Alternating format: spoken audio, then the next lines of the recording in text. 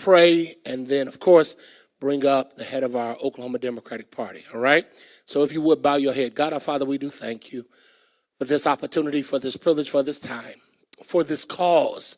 We do thank you. We ask, oh God, that you continue to bless us on tonight.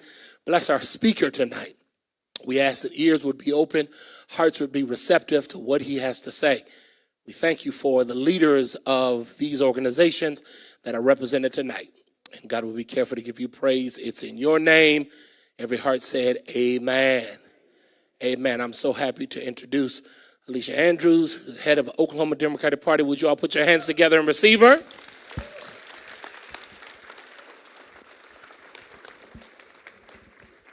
So, good evening. First of all, I want to extend gratitude to Pastor and Shari Coleman for hosting us tonight. So please, if you could, give a round of applause.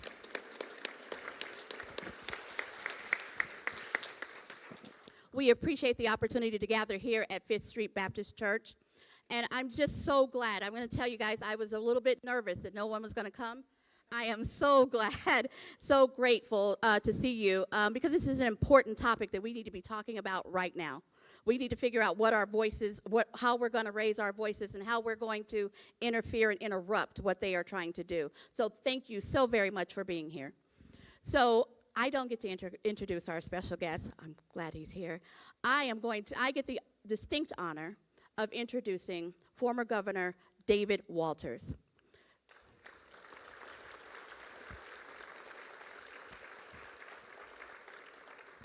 So Governor Walters, for those of you who are a little bit younger than me, David Walters was a progressive leader ahead of his time.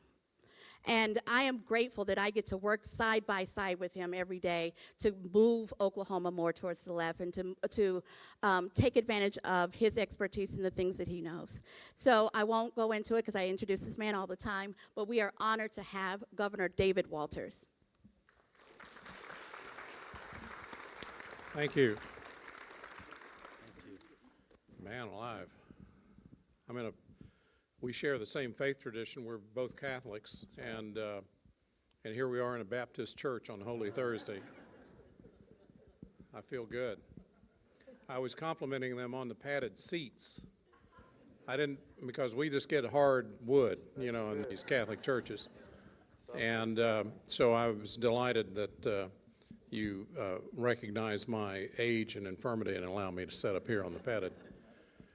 We are honored to have Martin O'Malley with us tonight. He is an extraordinary leader, has done so many different things. It's kind of hard to give the full breadth and scope of this. I was going to step out early and try to make my Holy Thursday service because the priest has been looking at me with a bit of a wry eye recently. But I think I'm going to skip that, and I'm going to stay here and listen to this because I think Governor O'Malley is going to deliver a message that I need to hear and that all of you need to hear as well. Let me introduce him by using some numbers. First of all, 6. He was one of 6 major candidates for the Democratic nomination for president in 2016 and ran a very competitive race, came in 3rd in Iowa, but when it was time for him to, there were lots of candidates, there was a lot of voters, but when it was time for him to step out of the race, he did so very gracefully and endorsed Hillary Clinton and campaigned in many, many states on her behalf, and so we appreciate him for that. Thank you. I think you said you were in 30 states or so, but anyway, the 17, he was the 17th commissioner of the Social Security Administration, and his heart's breaking for what's happening there as if you, I'm sure you're aware, everybody's watching the news, you see what's going on, and it's troubling, it's disheartening, but he's the man of the moment to make the case and to tell you more about that and what we can do about that. He was the 48th mayor of Baltimore, and he won that election. He wasn't supposed to win that election. He ran in a primary, and it was kind of a surprise. He got nominated, and he went on to win that election. And then he was, and I think it was 2002, somewhere in there, the best young governor in the United States. Now, yeah, and did such a bang-up job, and in that job, he had a landslide re-election. And then when he got out of the mayor's job, he waited just a little bit, but then he decided to run for governor of Maryland, and he was the 61st governor of Maryland. And I'm just telling you, this is the difference between how old Oklahoma is and how old Maryland is. I was the 24th governor of Oklahoma. We're currently on our 28th. And I'm personally looking forward to getting to the 29th as quickly as possible. But he was a wonderful progressive governor and did great work. And I don't know when he had time to do it. Was that in the middle period or when you formed the rock bands? No, that was in high school. Oh, high school. Okay. Well, he had what was it? Shannon Tyler, is this someone? Yeah. More. So he started an Irish folk rock band, and then later it morphed into a Celtic rock band. So I'm telling you, if you all applaud loudly and get him going, I'm thinking you might get a ballad out of him before the evening is over with. So we're just delighted that he is here after all of that service, after all of that time, all that campaign experience, for him to come to Oklahoma and to tell us in this house of God to do a little bit of the Lord's work, to bear witness to the evil that lurks around us as we witness before our very eyes this crazy coup that's dismantling our civil society right in front of us. And he will tell us not to be passive about this, I'm sure. But I couldn't be more delighted to present to you tonight a wonderful leader, a great national leader who's blessed us by coming here tonight to share his thoughts with us. Please welcome Governor Martin O'Malley.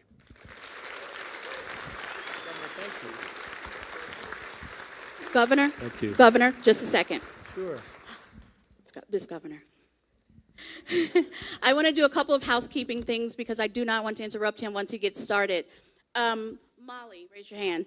Molly has index cards should you have questions, so that we can have questions at the end. But I would be remiss if I didn't take the time and acknowledge, we stand here in House District 99, acknowledge the representative for House District 99, A.J. Pittman.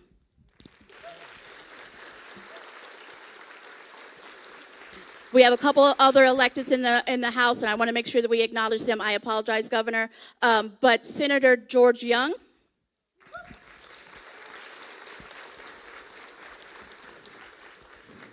And y'all know I'm going to introduce Rita Maxwell from City Council of Midwest City.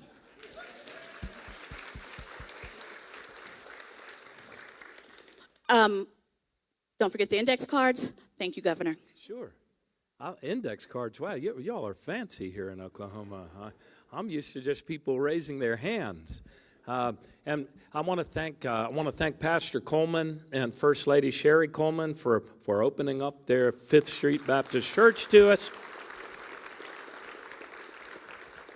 Pastor Coleman was saved at an early age from law school. I also want to thank Governor David Walters. Governor, thank you very, very much for your friendship. Thank you for your service, and thank you for reading my Wikipedia page. I can't remember all those numbers. 17th Social Security Commissioner, and so David, thank you for your friendship and continuing to fight for the party and the country that we carry in our hearts. And Chairwoman Andrews. Alicia, I don't want you ever to apologize for acknowledging elected Democrats in the great state of Oklahoma, and I hope you get to do it more and more often.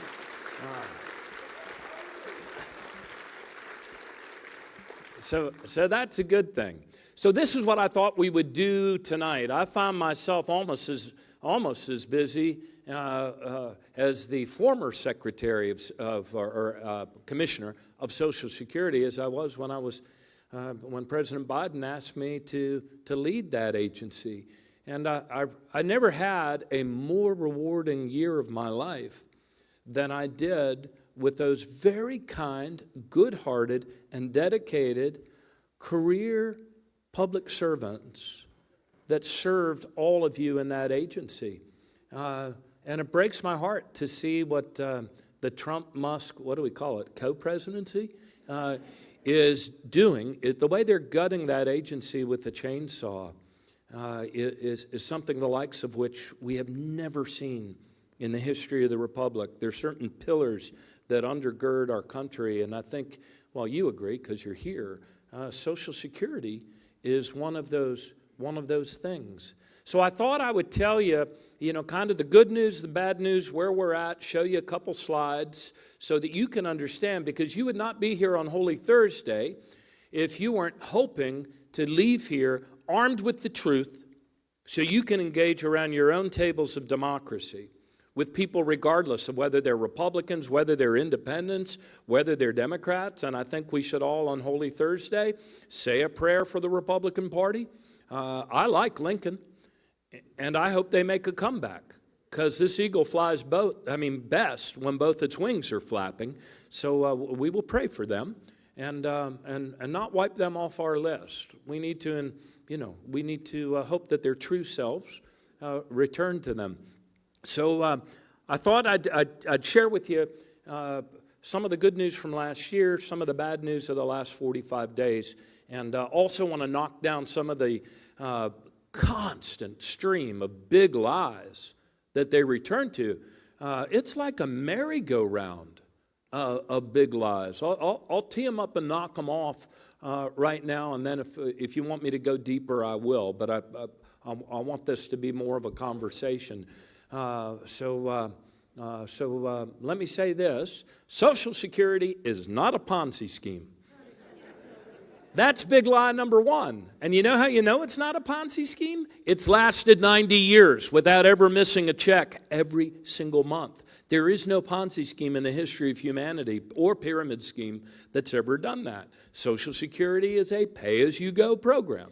And every year, unlike the Defense Department, they get the highest rating when they're audited by their outside financial auditors, whether that's Ernst & Young, I think is the current one. Before that, it was Grant Thornton. And this is the way the program works. I'm going to give you 2023, because that was the one I committed to memory because I was commissioner then. In 2023, Americans who are working in the economy and earning a living in the economy paid in $1.3 trillion to Social Security. Social Security paid out $1.4 trillion. Where did the difference come from? Well, it was the pay-as-you-go 1.3 plus, they're big numbers, $100 billion that was taken from a surplus reserve, the trust fund that was intentionally built up since 1982, the last time Congress made an adjustment to the 75-year forecast. And how many of you live on a 75-year forecast? So that's the ongoing nature of this program. They built up a surplus reserve for the baby boomer generation. All of you are much younger than me, so some of you are not a part of that generation. But they saw the demographic bubble coming, and they built up that surplus reserve. Now, that's what gets all the scary clicks on the internet that says, oh my goodness, Social Security is going bankrupt in 2035. It's not going bankrupt, but that built-up reserve did not last through the lifetimes of the baby boomers like they had hoped, but that was because of income inequality and shoving where, once they put all those dollars in the top 4%, Social Security, instead of capturing 90% of dollars earned in America, only captured 80% that it applied to. So here's another a big lie to knock down. Well, let me wrap up on that one. All of us pay in right now for the first $170,000 we make, which means somebody driving a bus or somebody working at McDonald's pays in all year. And it also means that somebody like Warren Buffett or Elon Musk only pays in for the first 2 seconds of every new year.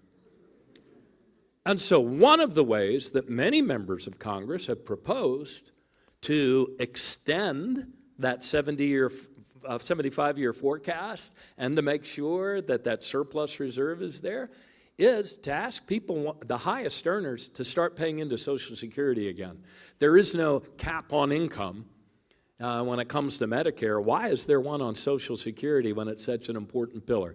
So big lie number one, it is not a Ponzi scheme. Big lie number two, let's knock this one down together. There is no zombie apocalypse of the Walking Dead stealing your checks.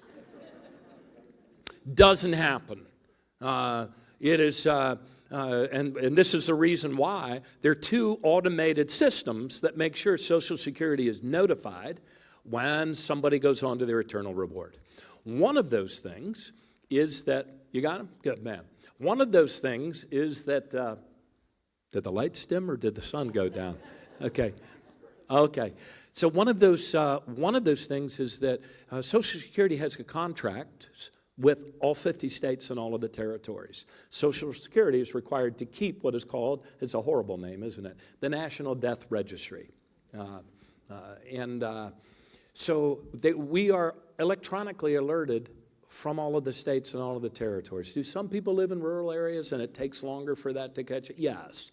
And do they sometimes send out 1 or 2 more checks after somebody dies? Yes. But usually the vast majority of Americans are so honest that even in their grief, this is the second way we know, they will call Social Security and say, my husband passed, or my wife passed, or my mom or dad. And the third way we know is that once people are over a certain age, if they stop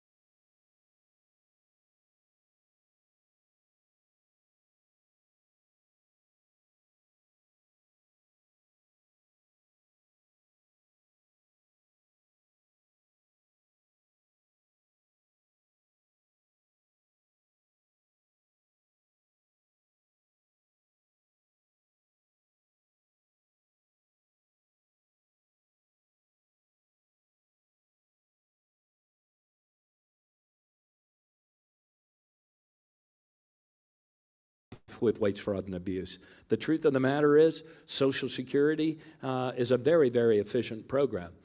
Needs to be restored with great staff. And year in, less than 0.5%. Very good. We'll do Social Security Jeopardy here in a second by the end of it. You know, we'll take fraud for 40. Let me share this with you, though, at a deeper level. There was an article in a magazine called Salon Magazine, and it was about the worldview of our unelected co-president, Elon Musk.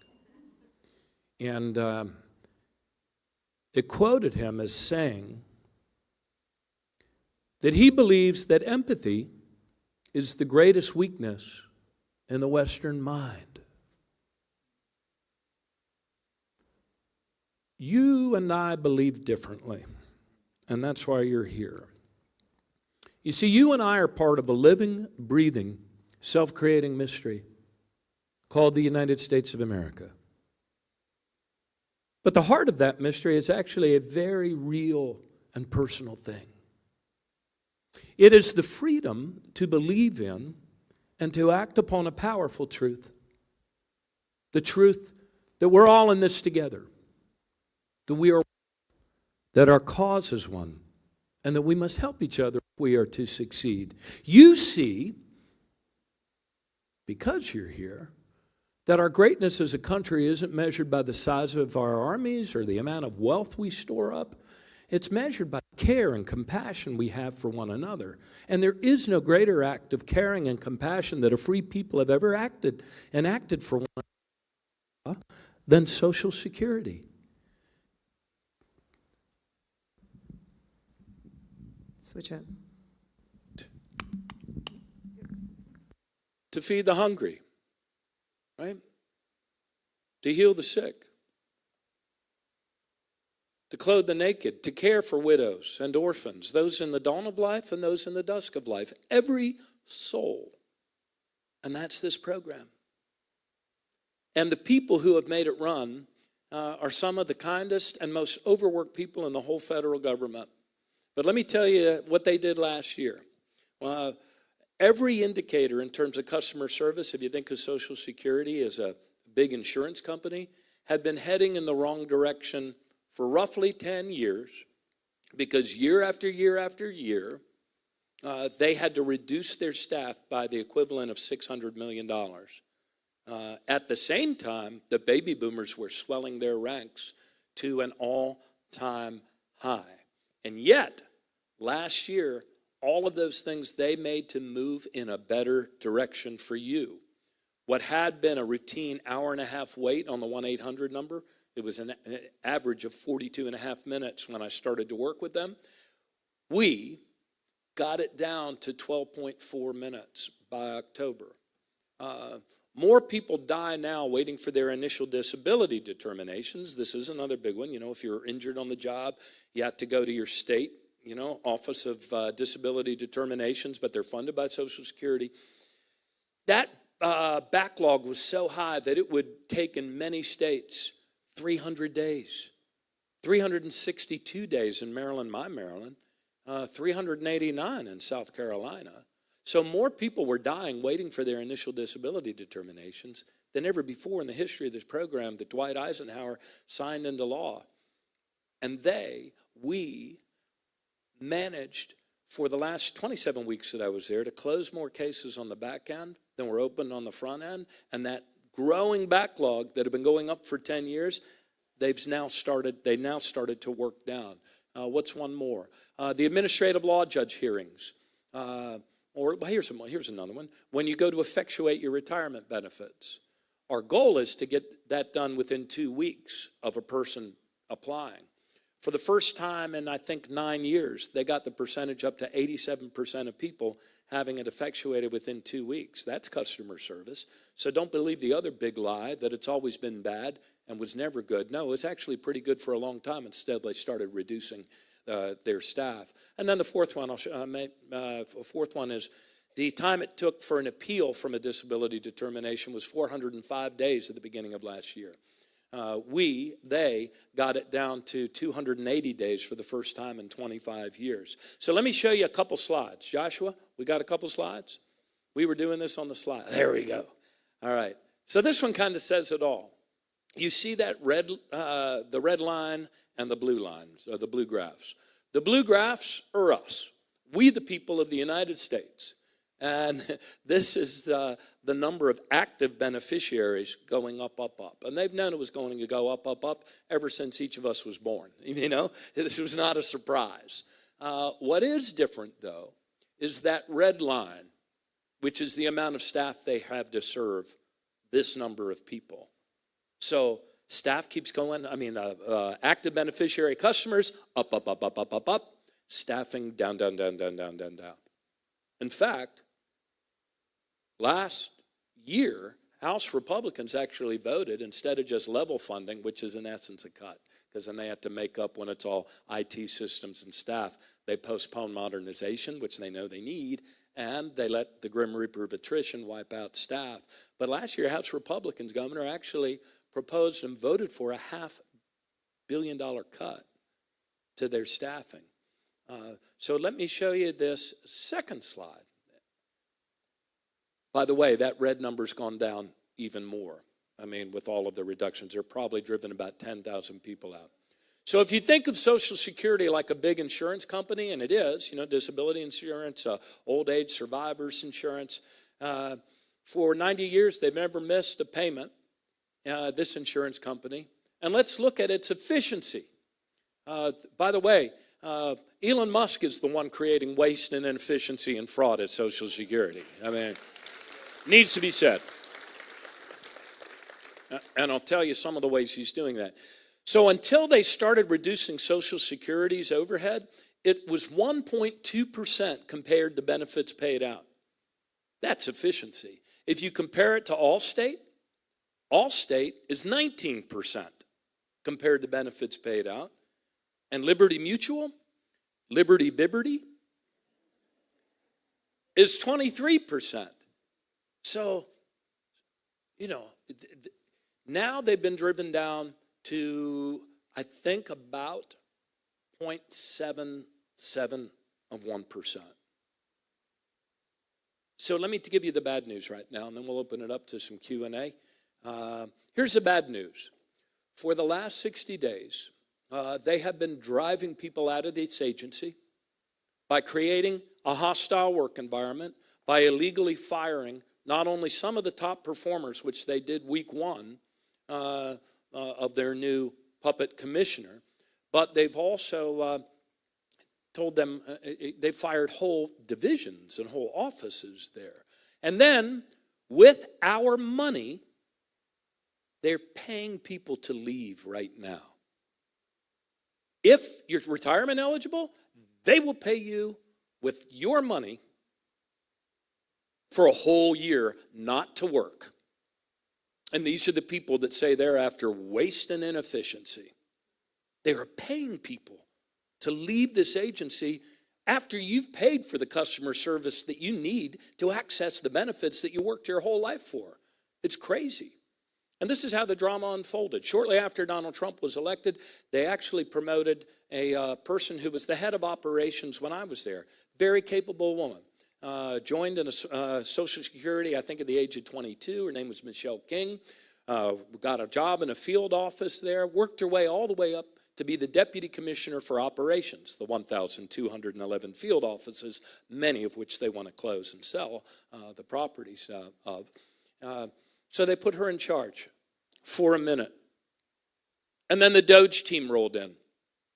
And they said, we want unfettered access to all of the personal data that resides in that COBOL-based, kind of green screen IBM system, which has all built on top of it various applications. I was sharing with Pastor beforehand.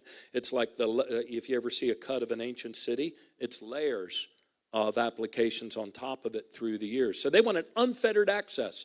And there's one thing that I learned about Social Security. They have not only a very deep, abiding, shared core value about serving others, especially when people are vulnerable. The other thing that they will do is protect your personal data like a sacred oath. Michelle, she had actually gotten wind that a guy who was like 5 down, a GS-15, not even in the senior executive service, a guy named Leland Dudek, she found out that it came to the attention of the agency that he was sharing that data already and giving access to the Doge kids, contrary to law, contrary to every protocol, contrary to their oath, contrary to their training, and they put them on administrative leave on a Friday. And long, sad story short, by the end of that President's Day, ironically named weekend, Michelle was forced to resign because she would not give them unfettered access. Her deputy resigned in principle with her. And guess who Elon Musk and Donald Trump put in charge of the agency? The guy who had been on administrative leave pending discipline and investigation. And they made him your acting commissioner. And he's still your acting commissioner. By the end of that first week, he had put his deputy commissioner up in front of her colleagues and made her read out how he was dismantling her whole division. Tore it apart like the flying monkeys tore apart the Scarecrow in The Wizard of Oz. And you know what the division was? It's called Analytics, Review, and Oversight. They're the ones that make sure we don't make improper payments or underpayments. They had the anti-fraud stuff. They tore them apart. The next week, he brought in the head of the Office of Customer Service Transformation, a player. And he sat him down and he said, you're being fired for cause. And so is everybody else in your 80-person office, some of the best and the brightest from the agency. He said, cause? What's the cause? He said, the president's not happy with customer service. Tell your people it's their last day. Put their stuff in cardboard boxes. Then, an hour later, he brought in another A player. Her division of 163 dedicated people was called Civil Rights and Equal Opportunity. You know where this one's going. Told her, you're fired for cause. Tell all your people to put their stuff in a cardboard box. And then after creating the spectacle in the parking lot of people hugging each other and crying and saying goodbye with their office cubicle belongings on top of the hoods of their cars, that next day they said, joyous news. We're not just going to pay retirement eligible people to leave right now. We're going to give everybody cash if you leave right now and don't let the door hit your backside on the way out. And so they are probably going to drive this agency down to 10,000 people, fewer than that 53,000 that you saw on that graph.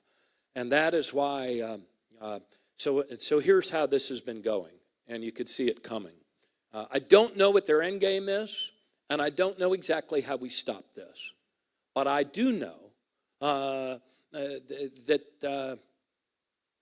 we're not going to turn it around and not going to put the brakes on it by being quiet or unplugging the television set or retreating from the table of democracy. We need to call our congresspeople. We need to call our senators because these are the events that they have put in motion.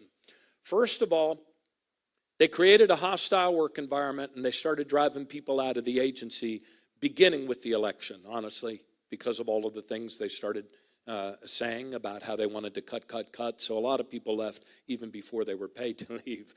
So you're seeing the largest exodus in the history of the agency in the shortest period of time. That has resulted in all of those indicators that were going the right way, now going in the wrong way.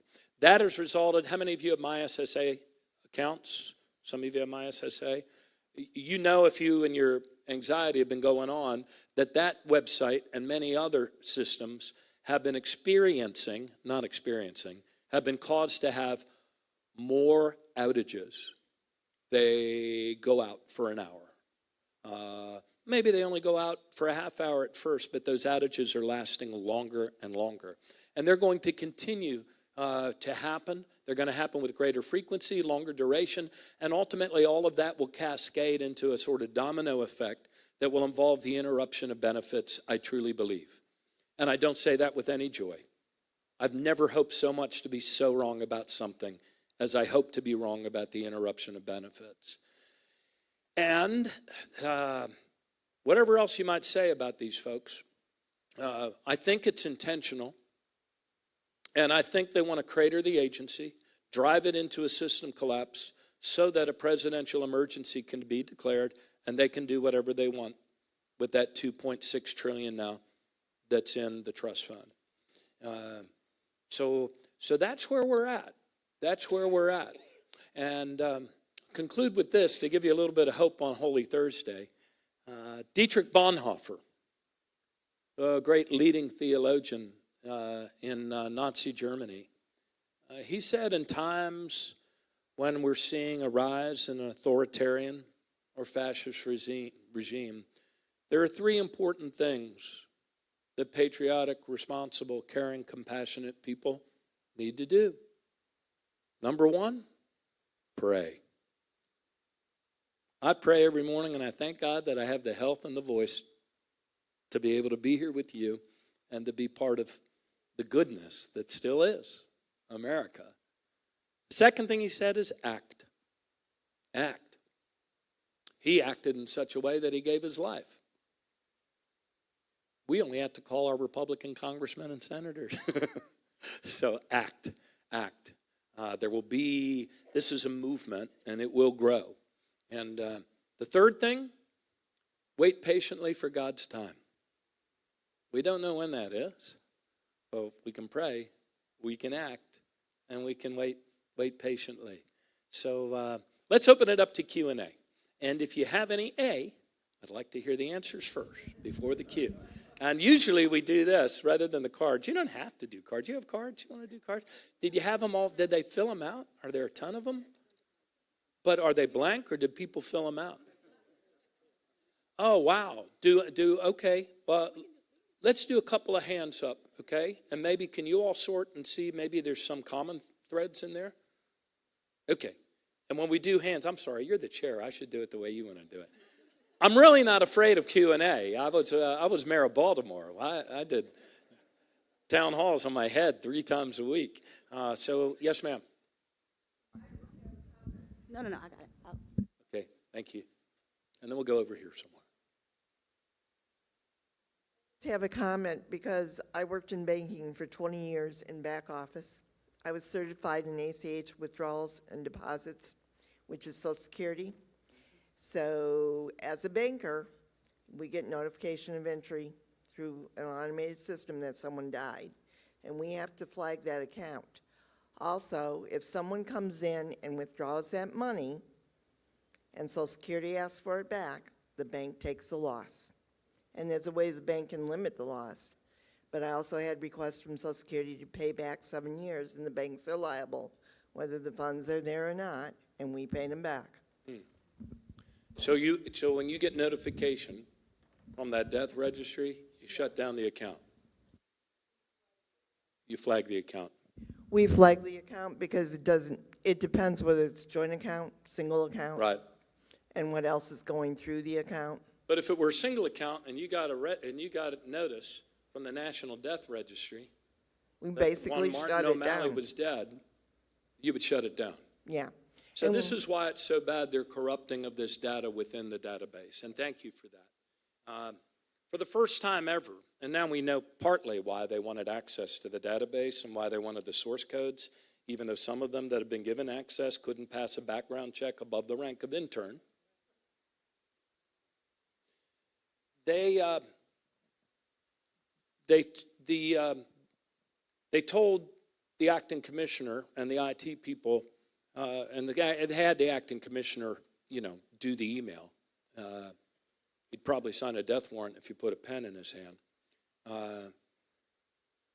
The acting commissioner said, we're going to terminate the financial lives of these people. They claim the first 6,000 that they asked for were repeat violent offenders. Not that they've offered the public or the press or anyone else any proof. Probably, and I doubt seriously that the deputy commissioner read 6,000 files before he said, yeah, go ahead, put through the batch, press the buttons, and terminate these people's financial lives. Again, back to conflating, they said, oh, these are non-citizen violent offenders. What's the Niemöller quote? First they come for the criminals, then they come for the mentally insane, then they come for the trade unionists. So they've now said, we need now another 80,000. We want you to terminate their financial lives. They're going to shut bank accounts, wreck people's ability to get credit, wreck people's ability to operate effectively in the economy that all of us do now. And they're not going to stop there. I hear they also have teed up another 800,000 names. And don't think that when they financially murder 1 million people that they're not going to make some mistakes. So anyway, thank you for that. Any other questions, or we can go to cards? Yes, yes, ma'am. Okay, 2 ma'ams. Hold on, wait a minute. We're bringing you the mic wrangler. There's been a long-running theme for years about privatizing Social Security. Do you think that's their end game, to so destroy Social Security, that it makes it easier to just eliminate it and have it be privatized? It could be. That's what a lot of the more experienced members of Congress say. They say it's an old game. You know, they demonize it. That's all the big lies about fraud. They downsize it. That's driving people out. And then they privatize it. Demonize, downsize, and privatize. But I think there's something, I think they're kind of beyond that. We're still defaulting to the America we grew up in and the debates we've seen before and the compromise in the middle. This is way beyond, I think it's way beyond that. Because even a vulture capitalist in breaking up a company would at least keep the component parts intact so they can make money by selling them someplace else. They are so scraping clean the IT department that I think they already have in mind what they're doing. I don't know what it is. It could be that they want to privatize the payment part of it and then charge all of us a couple pennies on every transaction. You do that over 73 million people every month. That's a lot of money. Could be that. It could be they want to do away with the program. Congressman Larson, who put in the bill year in and year out requiring higher earners to pay in again, he thinks they want part of that $2.7 trillion to make tax cuts even greater for the wealthiest people, and they want to take it from us to do that. Yes, ma'am, with the Martin T-shirt. Is that Martin Lawrence or Martin Luther Yes, King? I can't Martin Lawrence. I thought you were going to give us a little inspiration. So my question is, I work for Blue Cross Medicare Advantage of Oklahoma, and a lot of my members that call in every day, they are scared. Right. They are terrified, and one question that has been asked since the beginning of this year, if he was to decide to cut Social Security, where would that leave the elders and people with disabilities? How would they survive without their Social Security and their health care? Because not only if he cut Social Security, we're talking about Social Security, we're talking about health care too. And that's going to be a major, huge impact on our elders. Right. Social Security acts as an agent for Medicare. When people apply for Medicare, they call Social Security to do it. And they also act as the billing agent for Social Security. The new guy, the new nominee that they haven't confirmed, keeps talking about Social Security as if it were a payment center. It's a lot more than a payment center. So that's why Social Security was enacted to begin with, was so that people don't live in poverty in the final years of their life, so that widows and orphans aren't out on the street if the breadwinner and the head of household dies suddenly. So disabled people, aren't put Lord knows where. That's why it's so important to fight for this program. Chair Andrews handed me my cue card here. 22% of Oklahomans depend solely on Social Security. 22% of Oklahomans? Wow. That sounds right, Governor? Yeah. I know that 40% of all seniors living alone, it's the difference between living in poverty or living with dignity. Joe Biden, I saw him 2 days ago. He gave a talk on Social Security.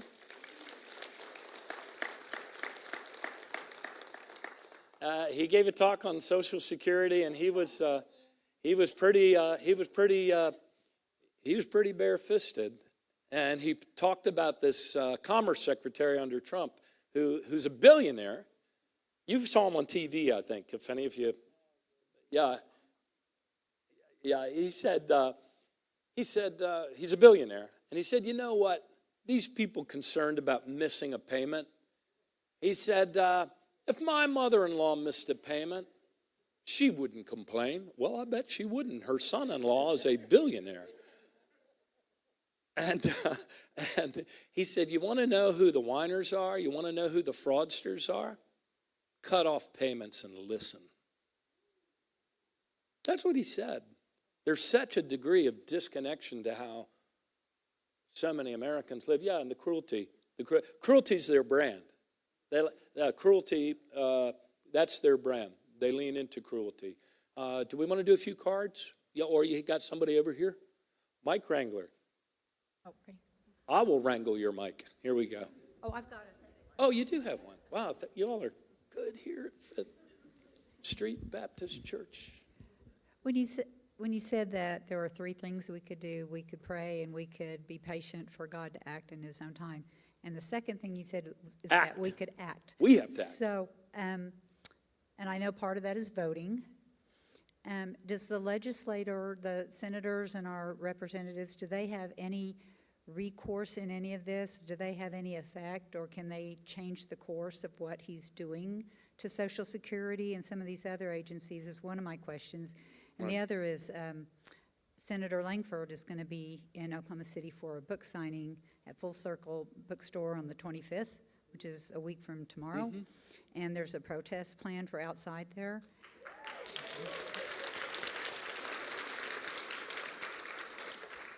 Is there, what would be a good approach to take with him to get him to join in and change the course of these things? Yeah, so two questions there. Let me answer the first one about what your state legislature can do. In the Pennsylvania state legislature, they put in a resolution to have people vote on it, to call upon the federal government, to call upon the Trump administration to keep its hands off of Social Security, to honor the sacred promise of that benefit that you earned. So I don't think they'll be the last state legislature to do it. And even in those that might be controlled by the Republican Party, they can still call the question. They can still ask people to sign up as co-sponsors and see who signs up and who won't sign up. They can still try to petition it from the floor, have a roll call on the petition vote, and let people be counted.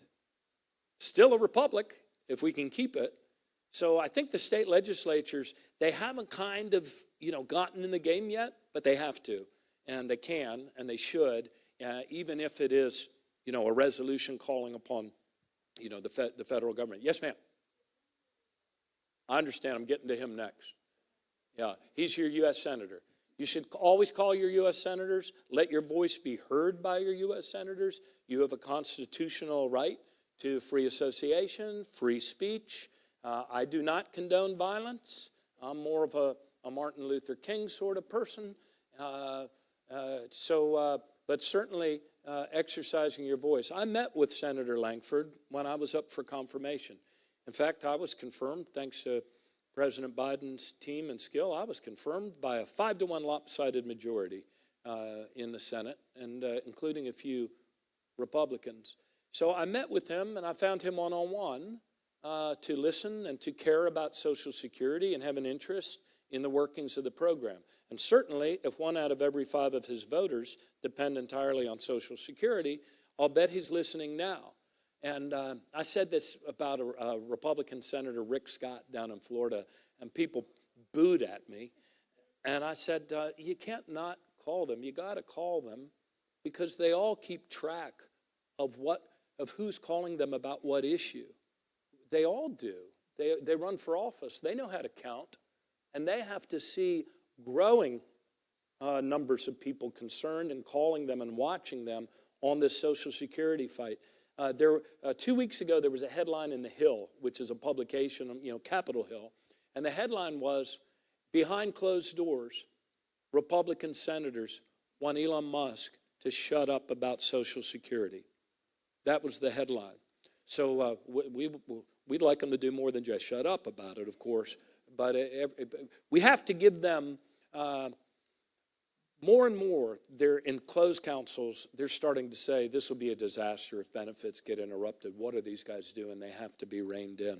So I encourage you all to act and demonstrate peaceably and make sure your voice is heard in any number of and varieties of ways. And if you want to buy the book and have them sign it and have a one-on-one conversation with them, you could probably do that too. Hello. Hi. I read today that Senator Lisa Murkowski, she's Alaska. Right. And I don't know if it was on She X voted or for- whatever. She said it's very concerning what's going on, and she said she indicated she's scared because they retaliate. So I suspect that that's sort of a sentiment that's going through the GOP, and I'm wondering what the retaliation is, and if they're all scared of him, are we going to get them to do anything? I mean, what is it that that Trump and Musk and all of them can do? The only thing I can think of is money. Maybe I've heard Elon Musk will, get somebody to run against you and you'll lose your seat. Right. But I suspect if all of your constituents are mad at you, you're going to lose it anyway. So I'm just sort of curious. What is this retaliation they're all scared of? Yeah, I think it's what you just said. I think they're afraid that they're going to put up somebody in the primary from the extreme right, write them big checks, and that they'll be voted out of office. When the risk of being voted out of office by the people exceeds the risk of being voted out of office in your primary by Elon Musk and his money, then we'll create movement, and then we'll create movement. And I know from having met with both of those senators that there is no state in the United States where people struggle with access to the Social Security customer service they need to access their benefits. I mean, there's 1,211 field offices all around the country, but if you put, 5 of them in Alaska, you're jumping on a plane if you want to go in person. So those two senators have both been speaking up. In fact, there was a vote where they actually voted with the Democrats to send a message to Elon Musk to stop doing it. Starts with one, starts with two. Nothing in this life is permanent, including, the rule of an authoritarian leader. And between the tariffs and Social Security, flip a coin. Which one's going to crater the economy first? You want to talk about the price of eggs? Yeah. Yes, ma'am. I would like to have your opinion on this. As you watch the news and you watch the different states where they're having their meetings and wanting their legislators to be there,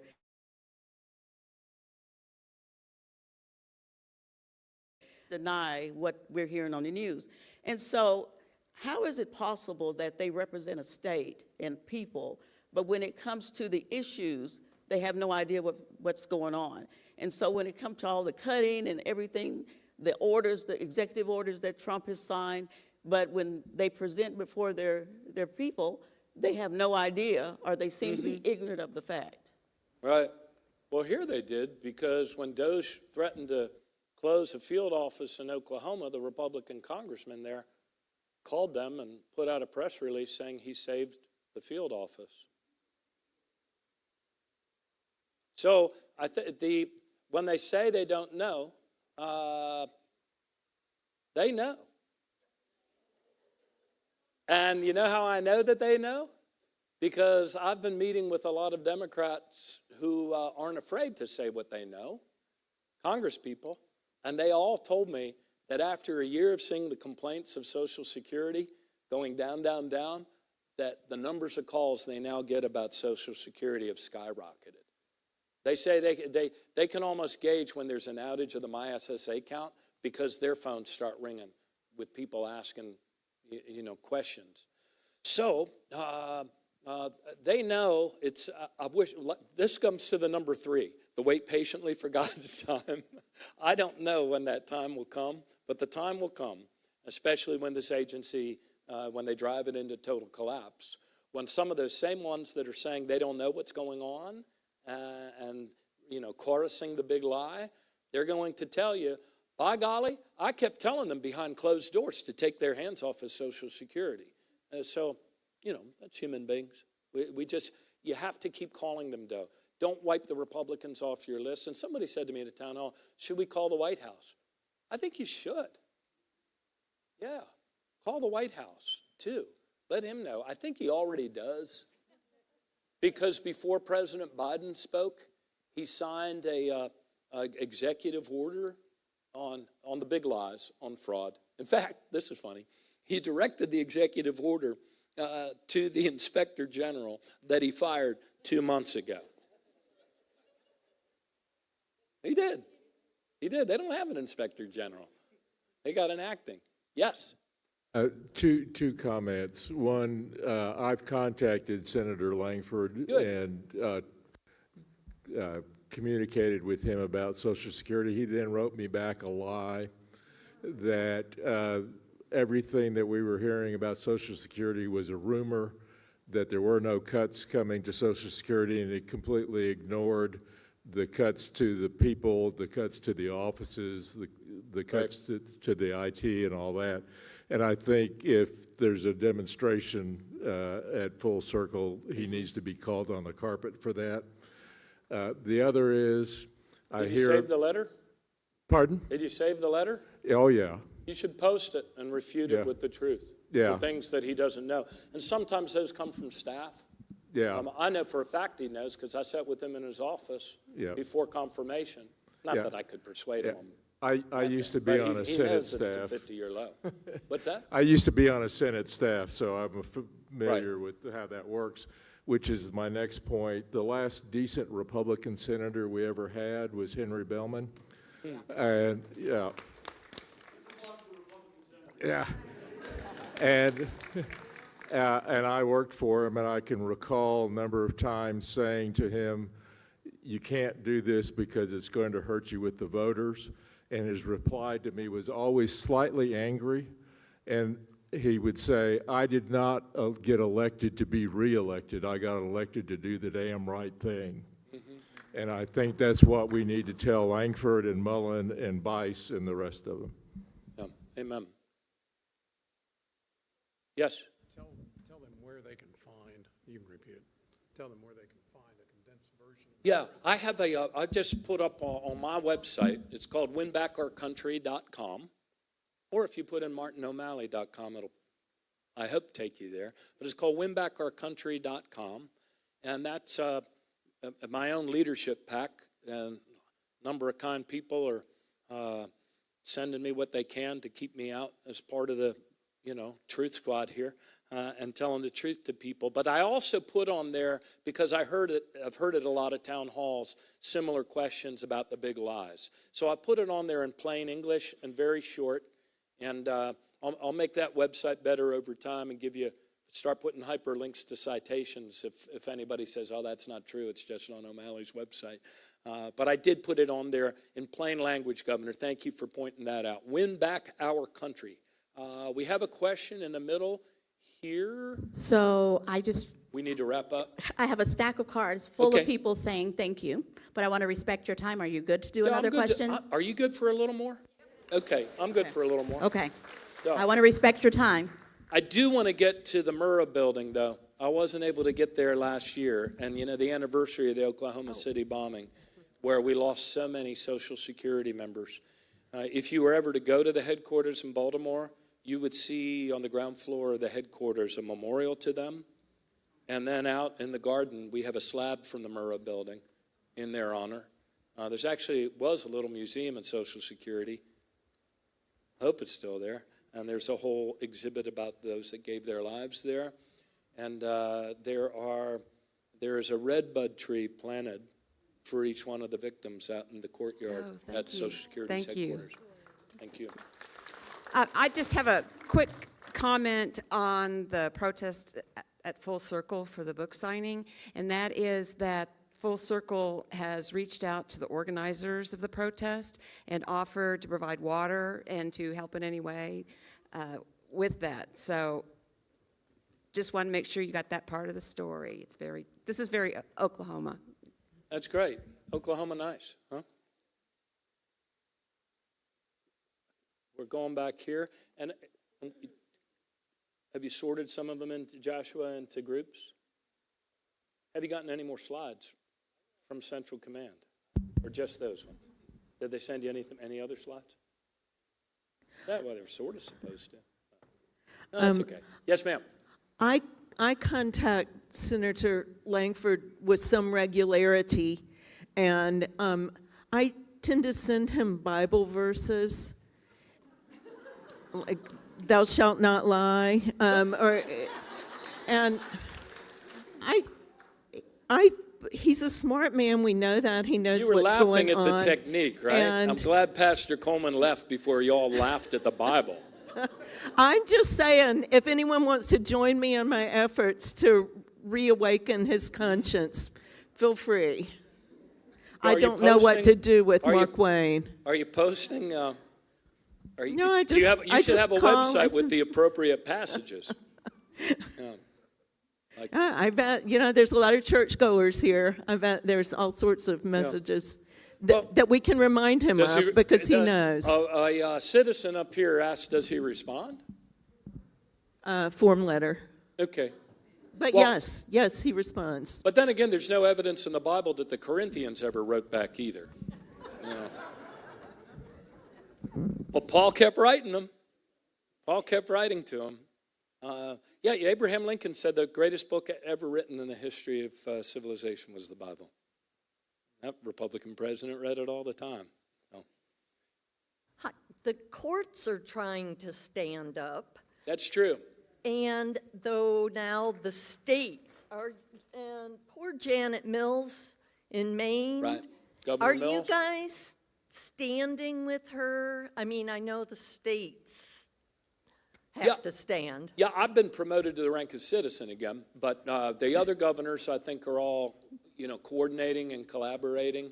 Yeah, it was shameful. I don't know. She had a sharp exchange with President Trump. Yeah. And President Trump, of course, as you know, is the one, that went there first and kind of picked the fight. And so in order to punish her for having the temerity to stand up for her state and its legal rights, the puppet commissioner at Social Security cut off Maine and made Maine the only state where newborns couldn't get their Social Security number at the hospital.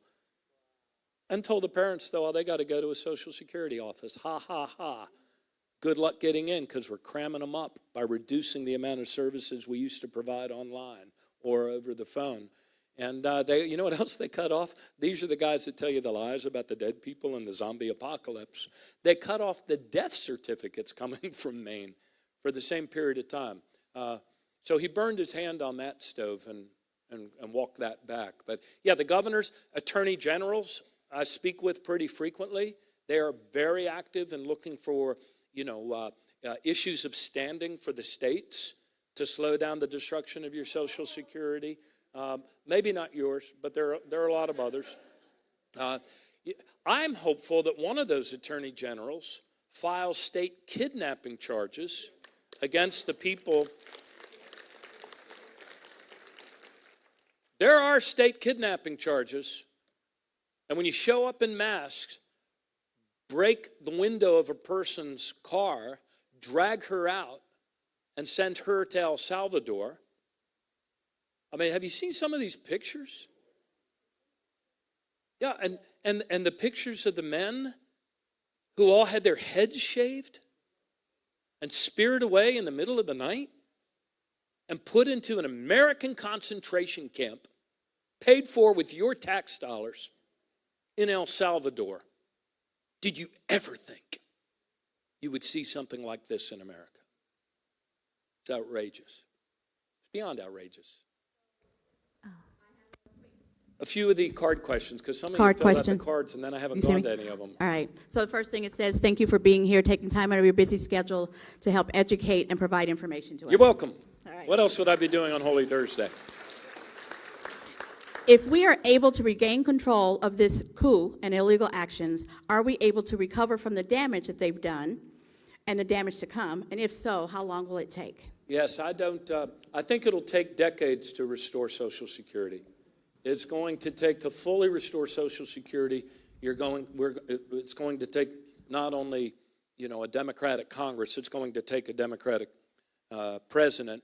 And well, heck, we won the Second World War in 4 years. Let me take that back. We can restore it in 4 years if we put our minds to it, because we can still do anything.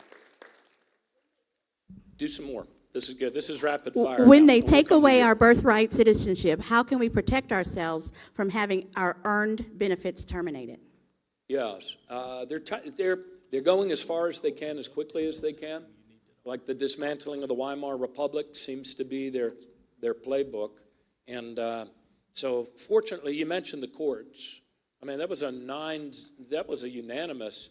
All 9 justices said, fly that Maryland dad back, because even so-called illegal immigrants have a right to due process in America because ever since the War of Independence, the first one, I'm from Baltimore, there was a second one in case you didn't know, and ever since the first War of Independence, habeas corpus, due process, right to trial by jury. Yeah, so, it's a grave time. Birthright citizenship, what was the other one? Oh, you're in benefits. Well, they're under assault right now. Wake the kids, phone the neighbors. Yes. Okay. What is the plan by the administration beyond employee layoffs and closing Social Security locations? And will the age for new people to apply for Social Security be changed? And will they privatize it? And what would that look like? Yes, there are some. I was on a TV show the other night. I forget what the network was, but the announcer said, "Oh, we've been hearing for years that Social Security is going to go bankrupt. Why should we believe it now?" I said, it's two different things. The 75-year financial forecast, which Congress adjusts every 30 years, is one piece of it. And yeah, it gets a lot of clicks because everybody gets scared when they see a headline that says Social Security about to go bankrupt. It's not going bankrupt. If you had a family-owned business, let me ask you this.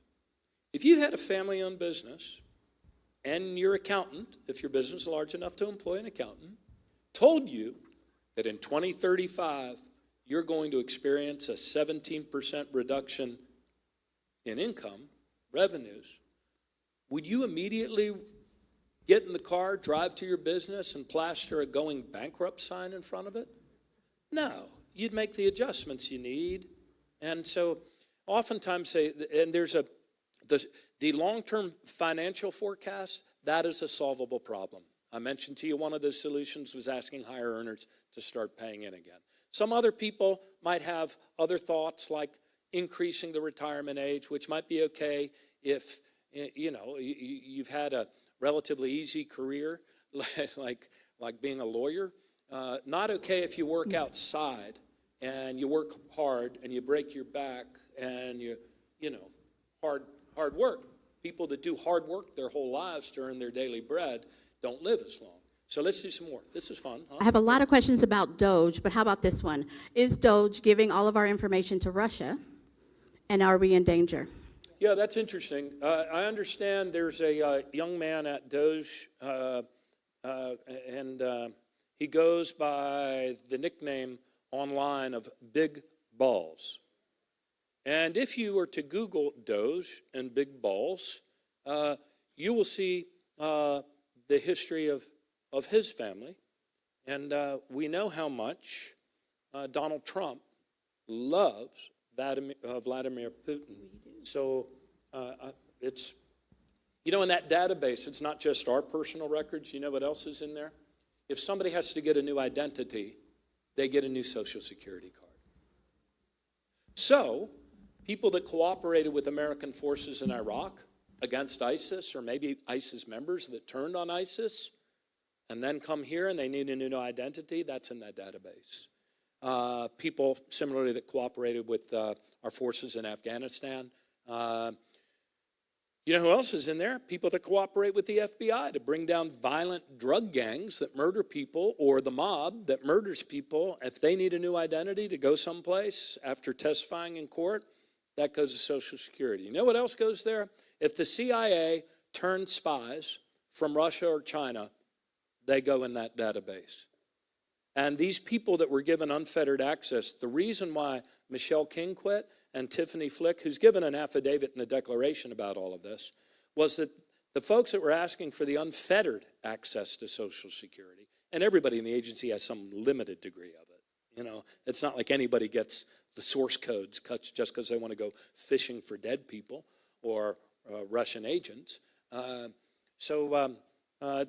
have not, most of them have not even passed a background check, higher than the rank of intern. There's a guy named Steve Coulter.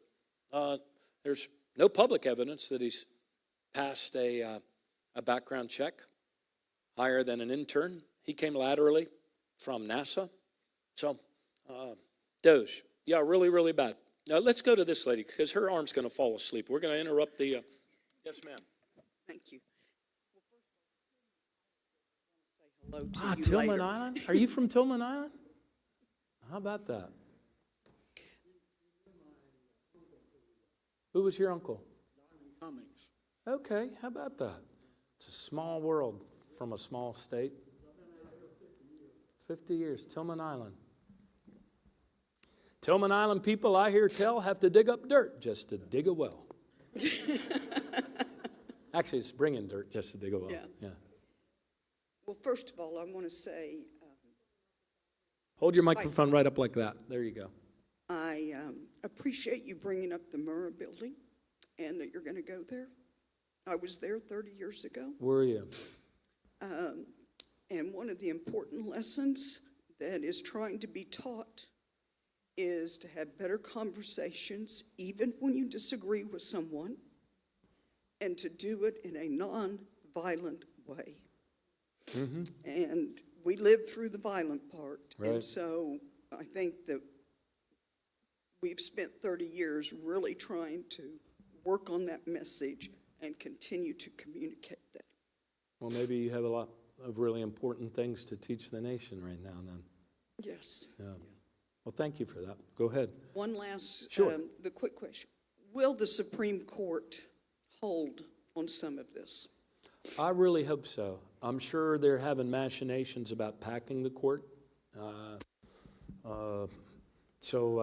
I really hope so, and I think so. I mean, there was a decision where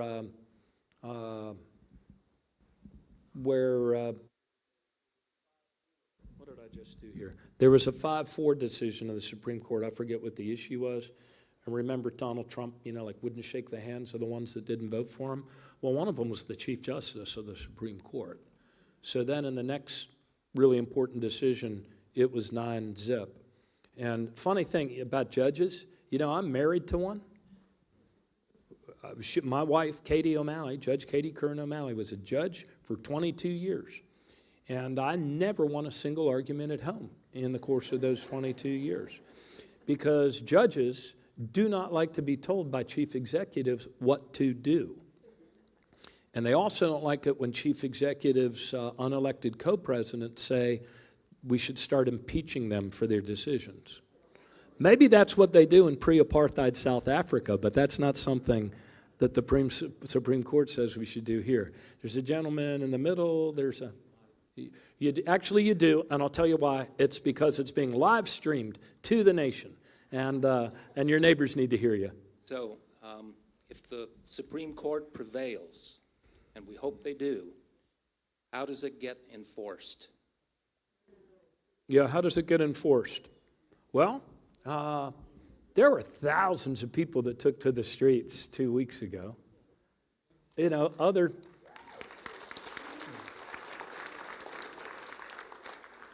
Other countries, like France, called for general strikes and shut down the whole economy for a day or two.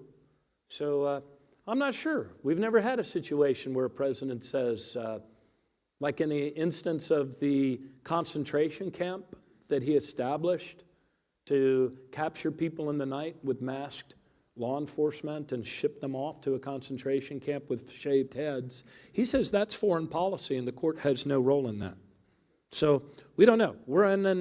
We've never been through this time before. Aren't you glad to be living in a time when America really needs its citizens more than ever before? So we need to help. We'll need to